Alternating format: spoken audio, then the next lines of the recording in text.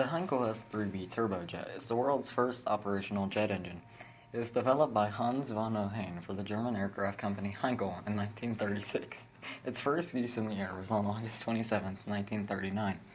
It was first tested on the Heinkel HE-178.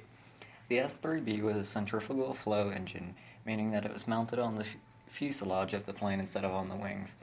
At 11,600 RPM, the engine only made 1,100 pound-feet of thrust, which was actually pretty low compared to some of the pre-existing fighters. Work on a newer, more powerful engine, the Heinkel HE-S6, began immediately. Around the same time, Frank Whittle submitted an idea for a turbojet engine to his superiors in England.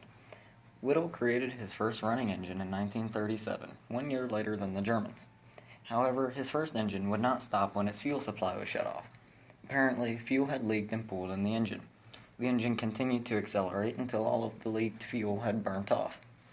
Because of this, the English government was not interested in Whittle's turbojet engine, hence the reason why the Germans got the jet first.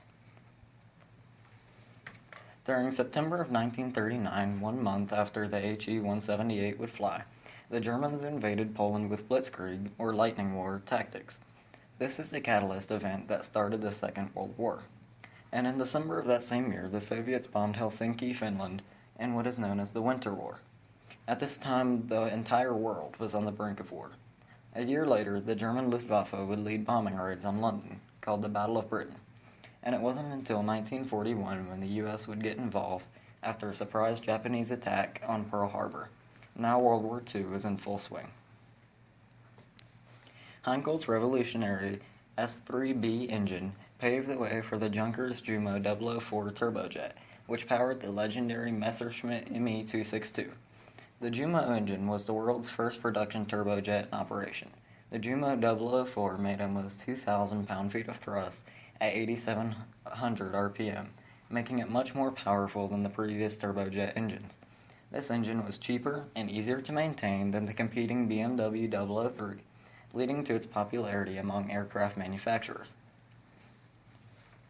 Following World War II, German jet engines were studied by the Allies in order to create their own turbojets. Many improvements were made by the Allies, including an increase in power and a decrease in engine weight. These improvements made the aircraft more efficient and cheaper to fly. Another advancement made by the Allies was the building materials used. Although the original German airplane designs were very good aerodynamically, they could not use the best materials due to the war effort. Because of this lack of materials, German jet engines generally had to be replaced every 10 to 25 flight hours.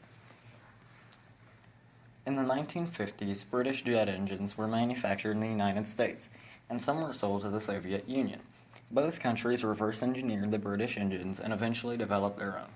These new American engines would go on to power the F-86 Sabre, and the Soviet engines would be used on the groundbreaking MiG-15. By the mid-50s, jet-powered airplanes were standard in the U.S. and Soviet militaries.